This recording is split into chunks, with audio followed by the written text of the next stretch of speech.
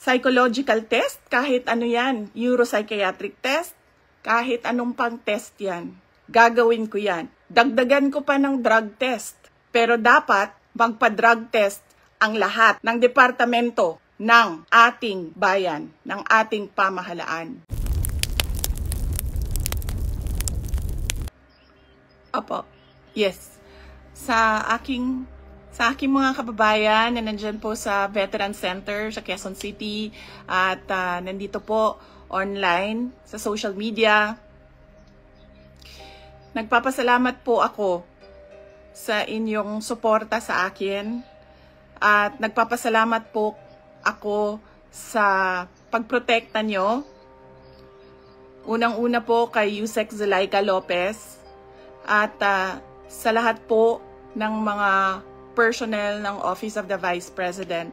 Lalong-lalo na po bukas dahil meron na naman pong hearing doon sa House of Representatives na ang Committee on Good Governance. Nagpapasalamat din po ang pamilya ni Yusek Laika Lopez, lalong-lalo na ang kanyang ina na si Nina Tanglao, sa inyong tulong sa kanyang anak, sa inyong pagbabantay sa kanya.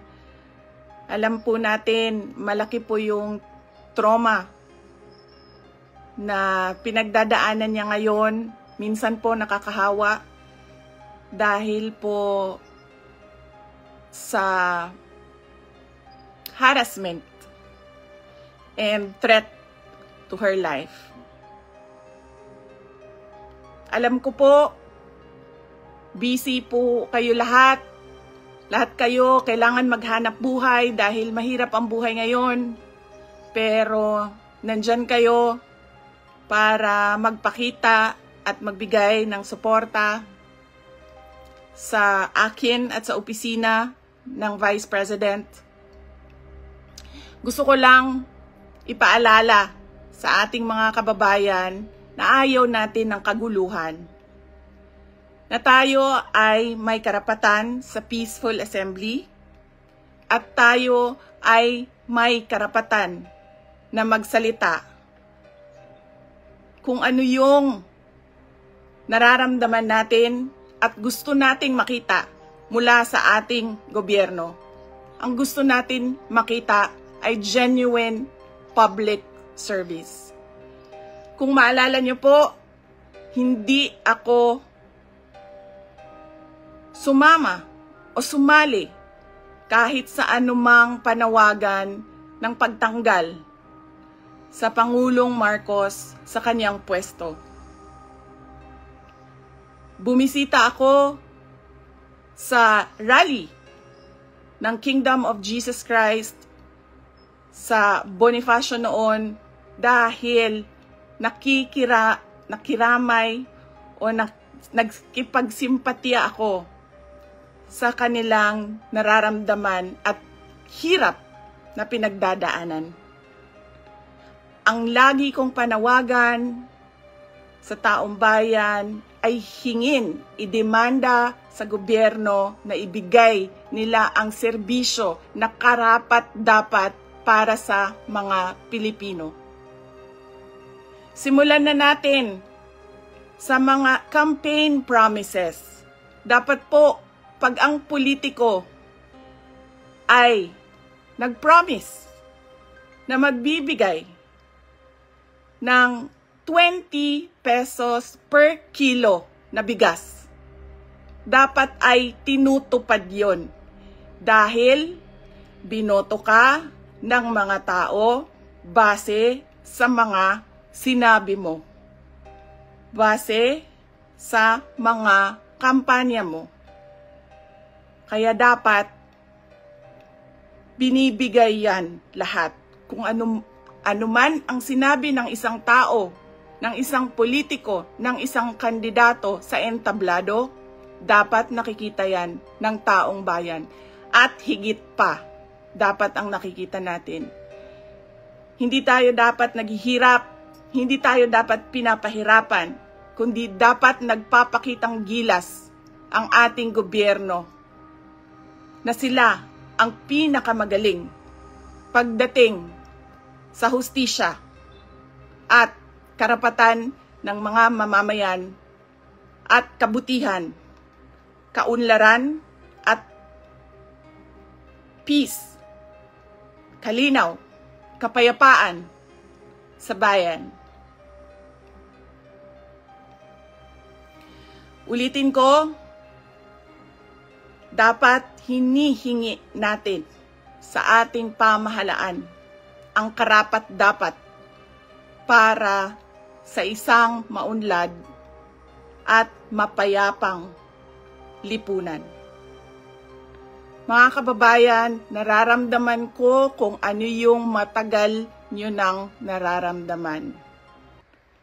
Sinubukan ko na magtrabaho ng maayos sa Department of Education dahil yun naman ang aking pangako sa inyo.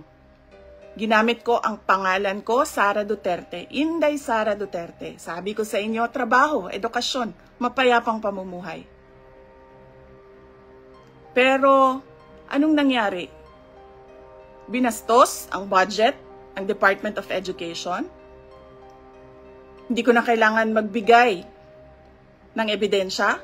Nakikita nyo sa General Appropriations Act, simula sa NEP, papunta sa GAB, papunta sa BICAM, papunta sa batas. Nakikita natin yon. Dapat hinihingi natin na matino ang mga namumuno sa atin. Sinabi nila, ako daw ay krung-krung. Ako daw ay baliw. Ako daw ay wala sa tamang pag-iisip. Ano bang sabi ko sa inyong lahat? Psychological test, kahit ano yan. Neuropsychiatric test, kahit anong pang test yan. Gagawin ko yan. Dagdagan ko pa ng drug test.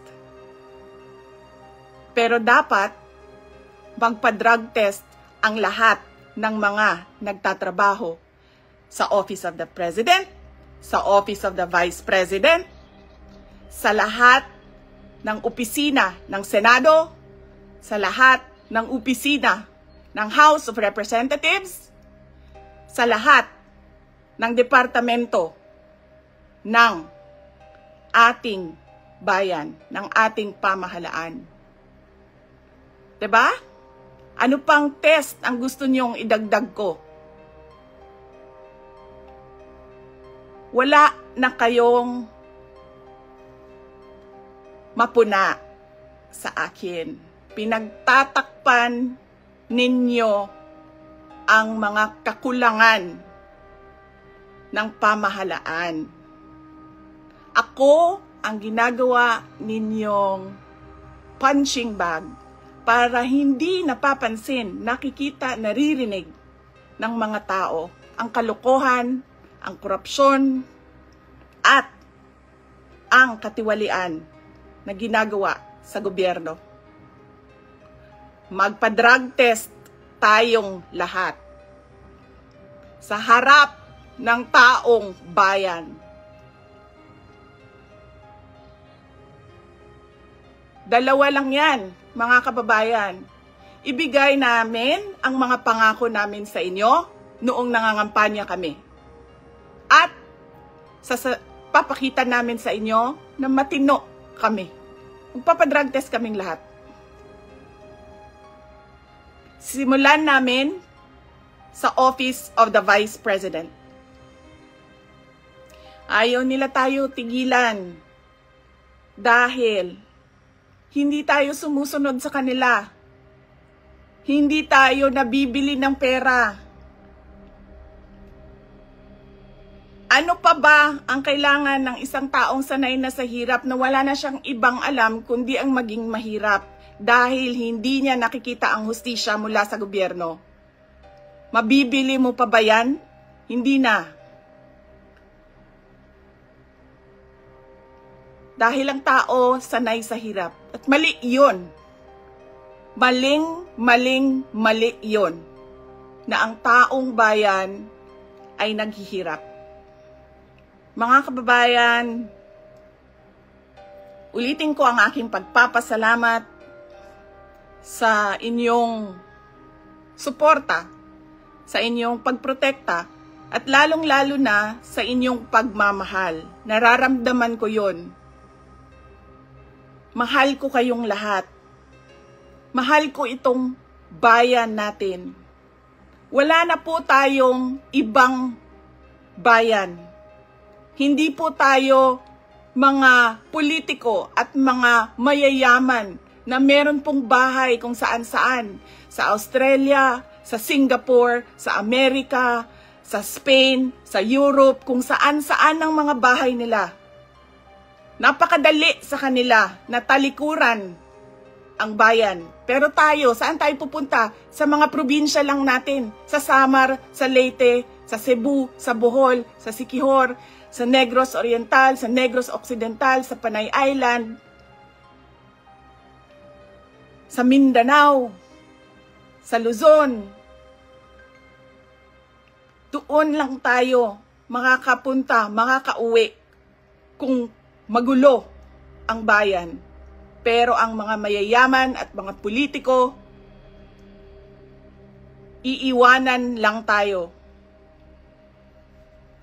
Kaya mga kababayan, paniguraduhin nyo na hinihingi ninyo sa gobyerno kung ano yung karapat-dapat para sa ating lahat.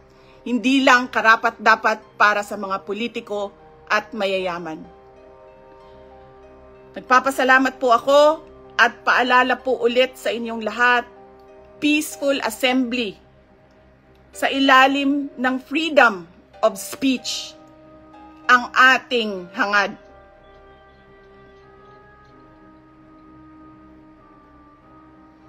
Maraming salamat po. Magandang gabi sa inyong lahat. Laban.